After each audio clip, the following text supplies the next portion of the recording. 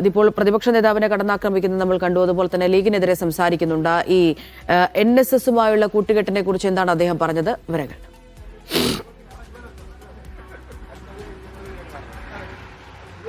അമൃത, എല്ലാവരും ഐക്യപ്പെടണം എന്ന് തന്നെയാണ് അദ്ദേഹം പറയുന്നത്. അതായത് നായാടി മുതൽ നമ്പൂതിരി വരെ ഐക്യപ്പെടണം എന്നാണ് അദ്ദേഹം ആദ്യം പറഞ്ഞത്. പിന്നീട് അത് മാറ്റി നായാടി മുതൽ ക്രിസ്ത്യാനി വരെ ഐക്യപ്പെടണം എന്ന്, ക്രൈസ്തവർ വരെ ഐക്യപ്പെടണം എന്ന രീതിയിലേക്കാണ് അദ്ദേഹം സംസാരിച്ചു തുടങ്ങിയത്. നായർ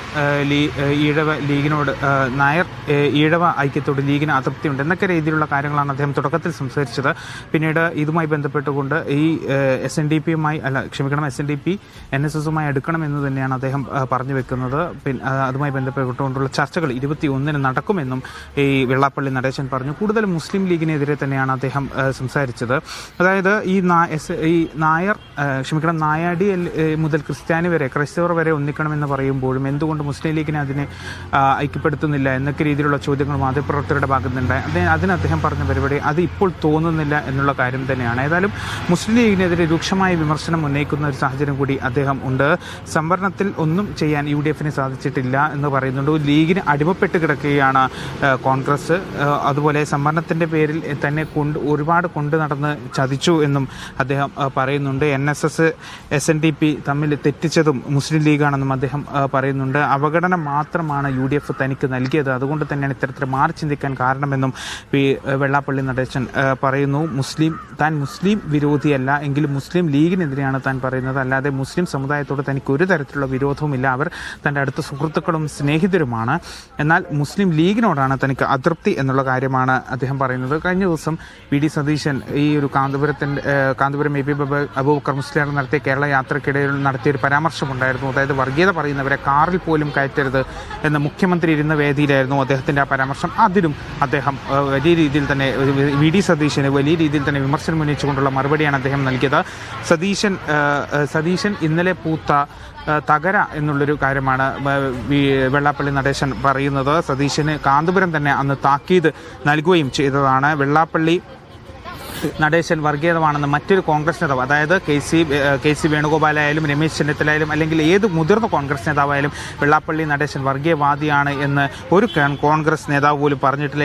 എന്നിട്ടും VD സതീശൻ അത്തരത്തിലൊരു പ്രസ്താവന അദ്ദേഹത്തിൻ്റെ ഭാഗത്തു നിന്നുണ്ടായി എന്നുള്ള രീതിയിലുള്ള കാര്യമാണ് അദ്ദേഹം പറയുന്നത്. SNDPയെ തകർക്കാൻ, ഈഴവനെ തകർക്കാനുമാണ്, SNDPയെയും ഈഴവ സമുദായത്തെയും തകർക്കാനുമാണ് ഈ VD സതീശൻ്റെ ശ്രമമെന്നും അദ്ദേഹം പറയുന്നുണ്ട്.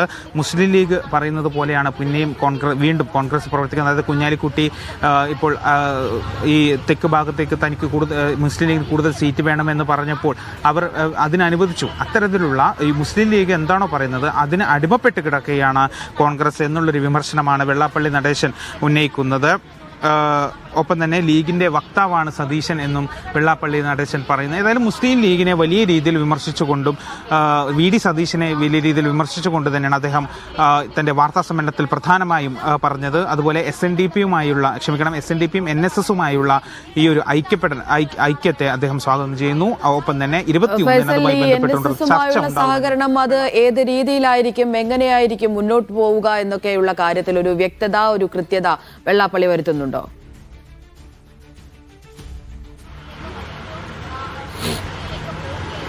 അദ്ദേഹം പറയുന്നത് എല്ലാവരും ഐക്യപ്പെടണം എന്ന് മാത്രമാണ്. അതായത് നായാടി മുതൽ നമ്പൂതിരി വരെ ഐക്യപ്പെടണം, നായാടി മുതൽ നമ്പൂതിരി വരെ ഐക്യപ്പെടണം. അതുകൊണ്ട് തന്നെ ഐക്യത്തോടെ തന്നെ മുന്നോട്ട് പോകണം എന്നുള്ളത് മാത്രമാണ് അദ്ദേഹം പറയുന്നത്. ഇതുമായി ബന്ധപ്പെട്ടുള്ള ചർച്ച 21 നടക്കും.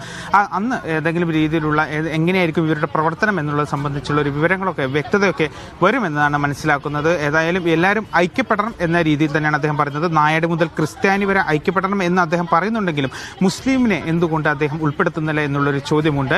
ആ ചോദ്യത്തിന് അദ്ദേഹം പറയുന്നത് ഇപ്പോൾ തോന്നുന്നില്ല എന്ന് മാത്രമാണ്. അത് എന്തുകൊണ്ട് എന്നുള്ളത് സംബന്ധിച്ച് വീണ്ടും ചോദിച്ചപ്പോൾ അദ്ദേഹം അതിന് മറുപടി പറയുന്നില്ല, ഒഴിഞ്ഞു മാറുകയാണ് ചെയ്യുന്നത്.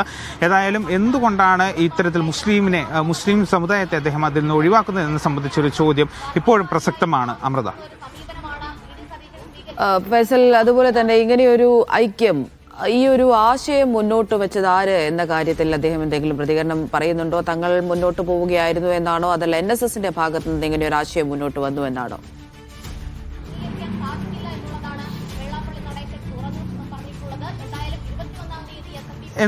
ആരാണ് ഇത് ആശയം മുന്നോട്ട് വെച്ചത് എന്നുള്ള സംബന്ധിച്ച് അദ്ദേഹം പറഞ്ഞില്ല. എങ്കിലും NSSന്റെ സെക്രട്ടറിയായ സുകുമാരൻ നായർ പറഞ്ഞതും SNDP general secretary Vellappally Natesan പറഞ്ഞതും രണ്ടും ഒരു കാര്യം തന്നെയാണെന്നാണ് മനസ്സിലാക്കുന്നത്. കാരണം എല്ലാവരും ഒരുമിച്ച് പോകണം. ഇപ്പോൾ